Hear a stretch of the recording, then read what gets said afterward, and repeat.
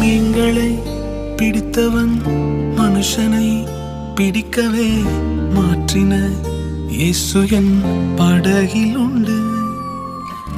நிச்சயம் ஒரு நாள் மறுதலிப்பேன் என்று அறிந்தும் அழைத்தவர் அருகில் உண்டு. நான் வீசும் வலைகள் எல்லாம் வெறுமையாய் வந்தாலும் என்னோடு அவர் இருக்க குறையேது.